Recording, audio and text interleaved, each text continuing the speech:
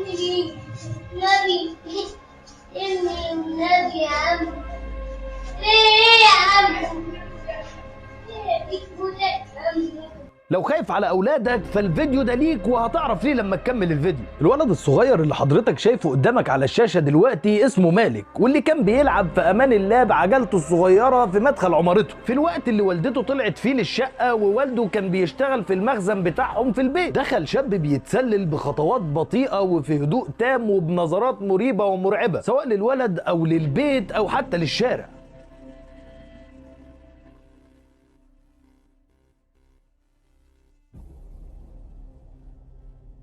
ولمجرد ما دخل من مدخل العمارة ومالك ماسك العجلة بتاعته وبيلعب فيها في هدوء تام، قام ماسك ايد مالك وبصله بالشكل ده.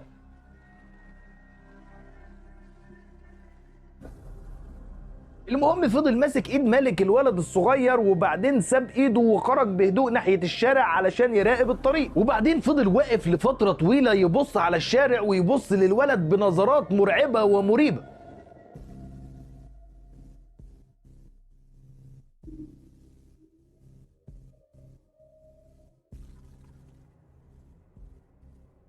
وهنا بقى عايزك تسمع لي مالك وهو بيقول له في ايه يا عمو، ما تخطفنيش والنبي يا عمو، سيبني يا عمو، زي ما هتشوف وهتسمع كده. يا عم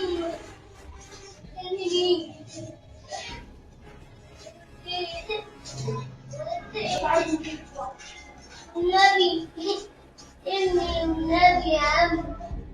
ايه يا عم؟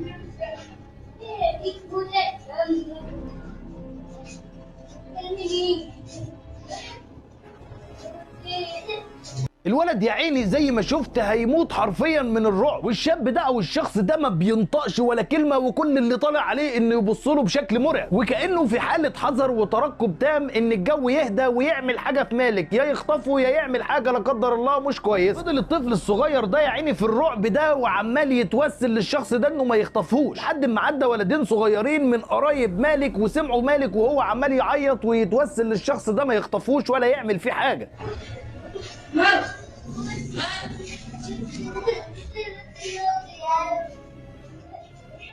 بسرعة الولد الصغير ده ابتدى يقول له اقف مكانك، وحاول يطلع ينادي حد تقريبا خاله من الشارع علشان يمسك الشخص ده، لان الشخص ده خد شنطته وهرب بسرعة من المكان.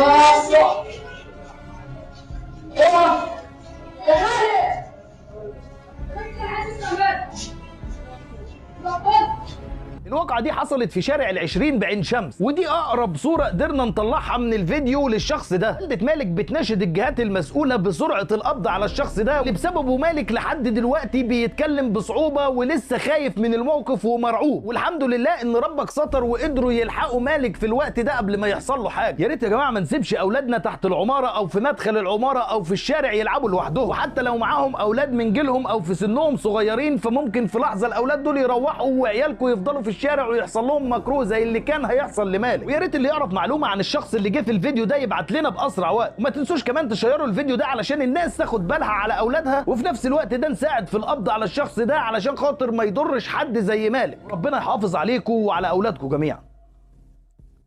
السلام عليكم.